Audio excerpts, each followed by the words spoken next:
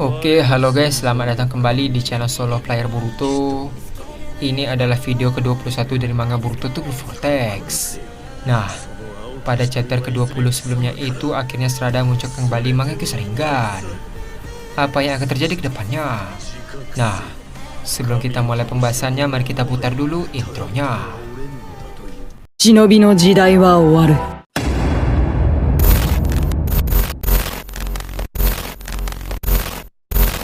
青き瞳はいずれ貴様から全てを奪い去る。そして時間 Adegan dimulai dengan memperlihatkan flashback Sarada bersama Chocho di Taman Konoha. Sambil tersenyum, Sarada berkata, "Impianku adalah jadi Hokage yang seperti Hokage ketujuh." Chocho membalas, "Serius? Kalau aku sih lebih ingin punya pasangan. Andai tiba-tiba ada cowok tampannya jatuh dari langit." Mendengar hal tersebut, Sarada membalas, "Kau ini santai sekali ya."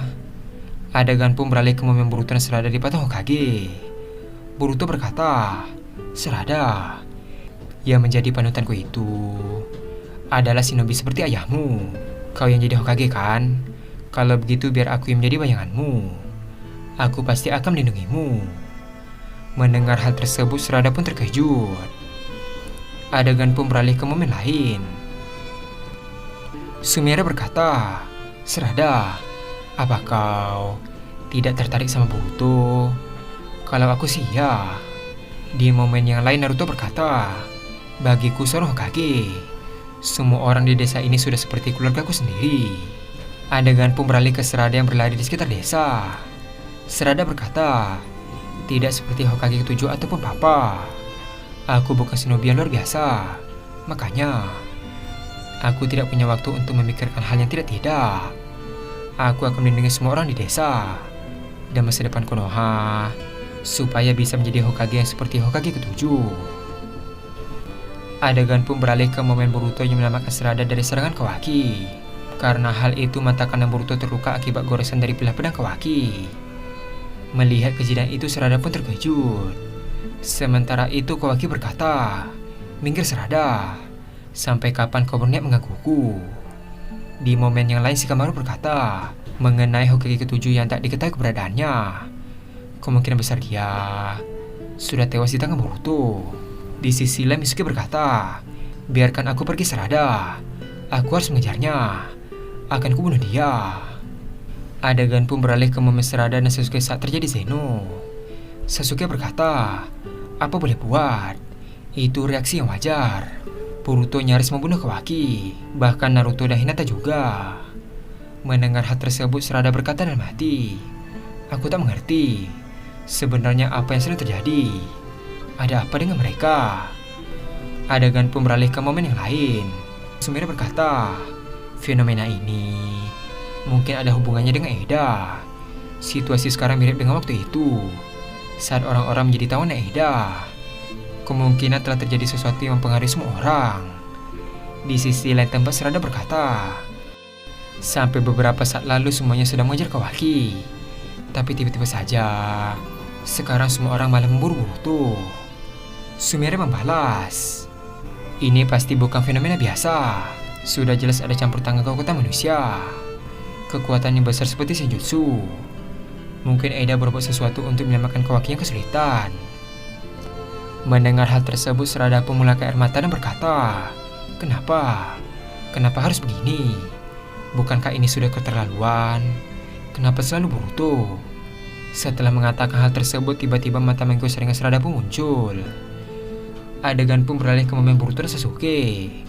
Boruto berkata, "Mangekyo Sharingan." Sasuke membalas, "Mutasi yang terjadi pada Sharingan yang diwariskan dalam klan Uchiha. Mata yang akan bangkit jika pemiliknya mengalami psikologis yang ekstrim." Dengan raut wajah yang serius, Sasuke melanjutkan perkataannya, "Sesuatu yang buruk telah terjadi. Sesuatu yang jauh melebihi pemahaman orang biasa." Setelah mengatakan hal tersebut, Sasuke mengingat perkataan Sarada. Di sana, Sarada menangis dan berkata, "Boruto tidak bersalah. Dia tidak mungkin membunuh Hokage ketujuh. Semua orang tertipu." Setelah ingat, Sasuke berkata, "Sarada bilang semua orang tertipu. Kurasa itulah faktanya. Bagiku mengikuti milik Sarada sudah menjadi dasar yang kuat untuk mempercayai ucapannya. Mendengar hal tersebut, Boruto pun terkejut dan berkata, "Paman." Sasuke melanjutkan perkataannya, "Dalam menghadapi situasi ini, mata itu akan jadi kekuatan yang berguna. Walau sepertinya Sarada sendiri belum sadar bahwa matanya telah bangkit. Suatu saat nanti ketika dia menyadarinya, dia pasti akan langsung memahami kemampuan apa yang dia miliki dan apa yang bisa dilakukan dengan kemampuan itu." Adegan pun beralih ke masa sekarang. Terlihat Sarada berdiri dengan lubang hitam yang ada jauh di belakangnya.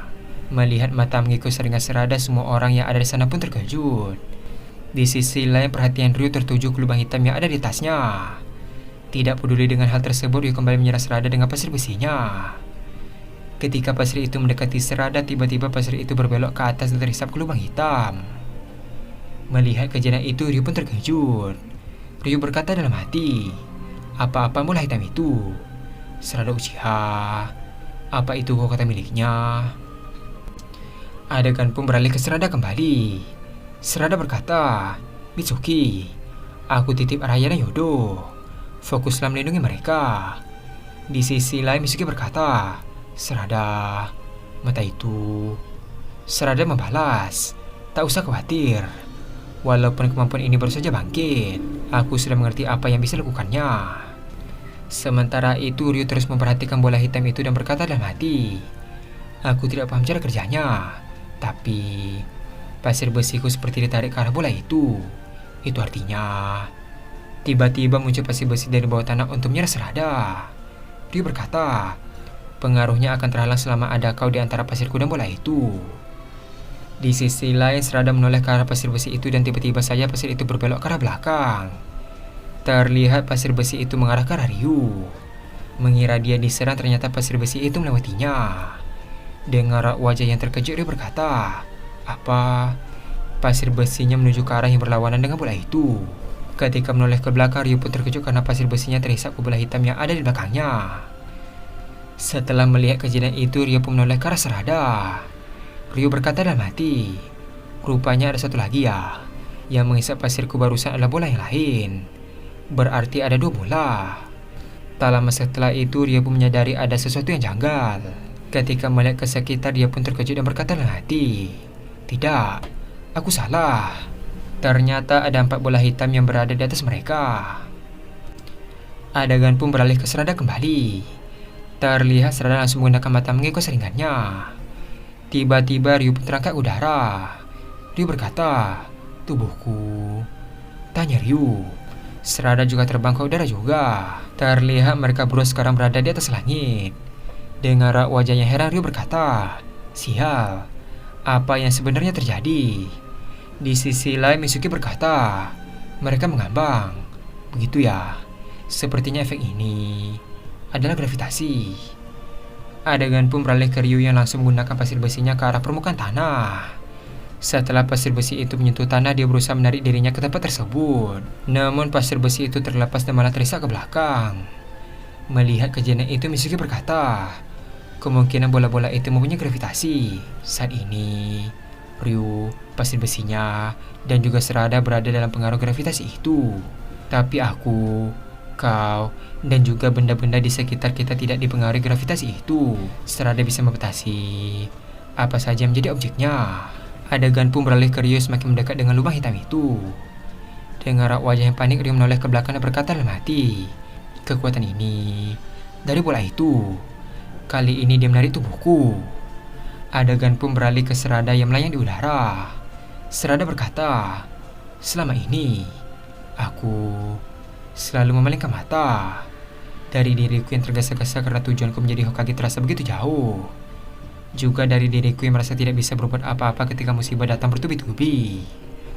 Mendengar hal tersebut, semua orang pun terdiam.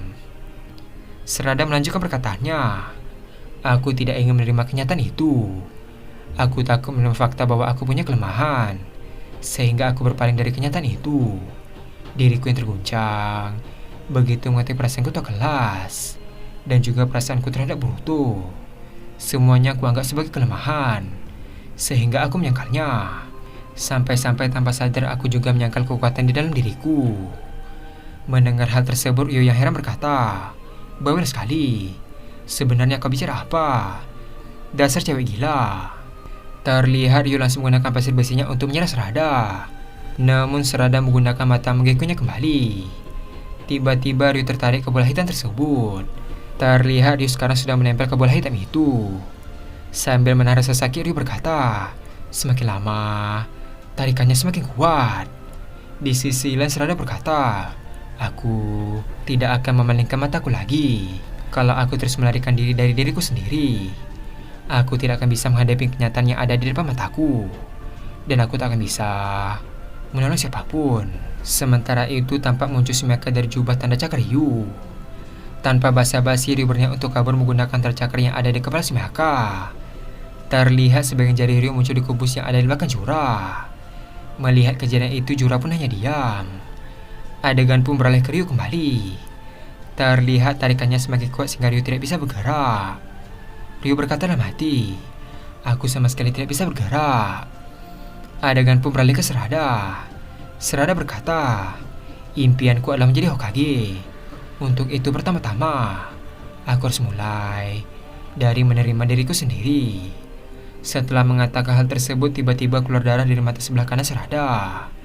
Tak hanya itu saja, muncul lambang matahari di belakang Serada. Serada berkata, bagiku Sharingan, oh Hirume. Setelah mengatakan hal tersebut, bola hitam itu menyambuti Ryu dan membuatnya berteriak. Lalu bola hitam itu hancur bersama dengan Ryu. Melihat hal tersebut, Mitsuki dan Araya pun terkejut. Sementara itu, Serada yang kehabisan cakra mulai pingsan dan jatuh dari ketinggian. Melihat kejadian itu, Mitsuki memanjangkan tangannya untuk menyelamatkan Serada. Terlihat Serada sekarang sudah bersama Mitsuki dan Araya. Melihat Serada pingsan, Mitsuki berkata, dia pingsan, kehabisan cakra ya. Tak lama setelah itu, partikel-partikel mulai menyatu dan membentuk Togedama milik Ryu. Adegan pun beralih ke Eida. Eida berkata, barusan mereka mengalahkan Ryu dengan kekuatan baru Serada. Mendengar hal tersebut, Boruto pun terkejut. Di sisi lain, Koji membalas, matanya berhasil bangkit ya. Dengan begini, salah satu tujuan paling penting dari pertarungan ini telah berhasil tercapai. Eida membalas, baguslah, walau aku menyayangkan apa yang terjadi pada Yodo. Koji berkata, apa boleh buat, pengorbanannya menjadi faktor yang berkontribusi besar pada pencapaian kali ini. Sama sekali tidak sia-sia. Mendengar jawaban Koji, Boruto menoleh ke arahnya dan berkata, tunggu, Koji, jawab dengan jujur. Apakah ada kemungkinan bahwa kekuatan mata Serada dapat tetap bangkit jika semuanya selamat? Koji membalas, jika tadi ada campur tanganmu di sana, kekuatan itu tidak akan pernah bangkit. Setidaknya itulah yang bisa kukatakan. Dengar wajah sedikit kesal, Boruto berkata, meski sudah tahu soal apa yang akan terjadi pada Yodo, kau sengaja tidak bilang apa-apa padaku. Dengar wajah yang dingin, Koji membalas, karena aku menilai bahwa itu bukan hal yang perlu kukatakan padamu. Setelah melihat reaksimu sekarang, aku semakin yakin bahwa penilaianku tidak salah. Boruto kembali berkata, bagaimana dengan guru Kanamaru? Apa dia bisa menang melawan Suri? Mendengar hal tersebut, Koji pun hanya diam. Dengar wajah yang mulai kesal, Boruto berkata, kau dengar tidak? Koji membalas, kaulah yang harus mendengarkanku, Boruto. Jura dapat merasakan sebagian dari apa yang dirasakan indera para manusia pun dewa lainnya. Kalau kau menampakkan wujudmu di hadapan Masuri, dalam sekejap Jura akan mengetahuinya. Lalu kau akan terbunuh.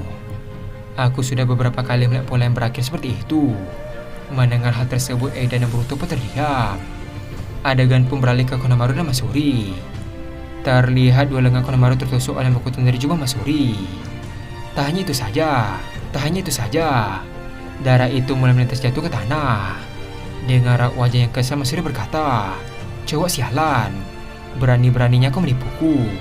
Tidak akan kumaafkan. Ketika situasi semakin kacau, tiba-tiba ada shuriken yang menancap di jubah kanan Masuri. Di sisi lain, ternyata Boruto datang ke tempat tersebut. Ternyata ada sebuah logam yang ada di dekat Boruto. Adegan pun beralih ke flashback Mitsuki yang berkata, ada potongan logam yang jatuh. Ini mungkin benda yang digunakan Boruto untuk berpindah ruang dan waktu. Adegan pun beralih ke masa sekarang.